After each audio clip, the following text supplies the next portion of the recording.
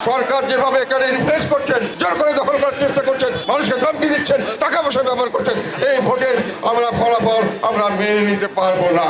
আওয়ামী লীগ দল হিসাবে এখন নিষিদ্ধ নয়। আওয়ামী লীগকে যদি আপনি রাজনীতি না করতে চান, একটা অ্যাডমিনিস্ট্রেটিভ অর্ডার করা হয়েছে, এটাও ত্রুটিপূর্ণ আমি মনে করি। তারপরেও কিন্তু তাদের মানুষকে আপনি ভোট দিতে দিবেন না, এই ধরনের তাদেরকে নাগরিকত্বের অধিকার তাদেরকে দিবেন না, এটা কোনো দেশে কোনো সময় গ্রহণযোগ্য হবে না। তারা যদি নির্বাচনে আসতে চায়, তাদেরকে অত্যাচার করা হচ্ছে, তাদের উপর প্রেশার দেওয়া হচ্ছে যে আমাদেরকে ভোট দিলে আসতে পারবে, অন্য লোককে ভোট দিলে আসতে পারবে না। আমাদের কাছে ভোট দিলে তোমরা ঠিক আছো, কিন্তু জাতীয় পার্টিকে ভোট দিলে তোমরা করতে পারবে না। ভিশন ব্লেন্ডার সাইক্লোন প্রো সঠিক ওয়াটের শক্তিশালী মোটর ও শার্প কাটিং এজ ব্লেডের কারণে মাংস কিংবা অন্যান্য মশলা নিমেষেই হয় মিহি পেষণ। Vision blender cyclone pro.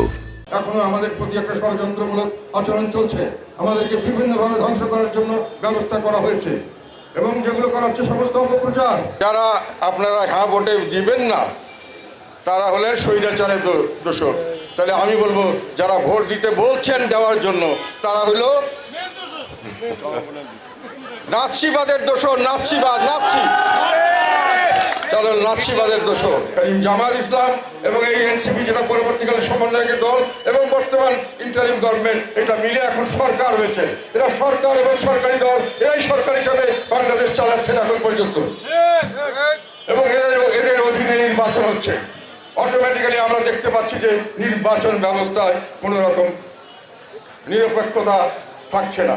সরকারি দল এবং সরকার যখন সরাসরি এক দল হয়ে নির্বাচন করে, সেখানে আমরা কিভাবে নিরপেক্ষতা আমরা আশা করতে পারি? হেলমেট বাহিনীতে ছিল, যারা বিভিন্নভাবে কাজকর্ম করেছে, তারা সকলেই আমাদের নির্দেশে করেছে এবং আমরাই তাদেরকে প্রতি সব রকম রক্ষণাবেক্ষণ করেছি।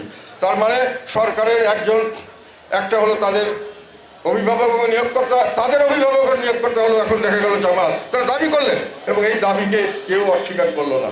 বাংলাদেশ ব্যস্ত হয়ে যাবে, এই কথাটি সম্পূর্ণ একটা ধাপ্পাবাজি, এবং আমি মনে করি এই ধাপ্পাবাজির কারণে এবং যে প্রক্রিয়া আমরা করছেন, এই সব কারণে এই সংসদের এই যে গণভোট করা হচ্ছে, এটাকে আমরা না ভোট দেব এবং এটাকে যে প্রক্রিয়া করা হচ্ছে, সরকার যেভাবে এখানে ইনফ্লুয়েন্স করছেন, নিজেদের প্রভাব বিস্তার করছেন, জোর করে দখল করার চেষ্টা করছেন, মানুষকে ধমকি দিচ্ছেন, সরকারি কর্মকর্তাদের ব্যবহার করছেন, টাকা পয়সা ব্যবহার করছেন, এই ভোটের আমরা ফলাফল আমরা মেনে নিতে পারবো না। রাজনীতি করব, আমরা বুকের রক্ত দিব, কিন্তু আমাদের অধিকার আমরা ছাড়বো না। আমাদের অন্যায়ভাবে আমাদের রাজনীতি বহিষ্কার করে দেওয়া আমরা কোনো সময় মেনে নেব না।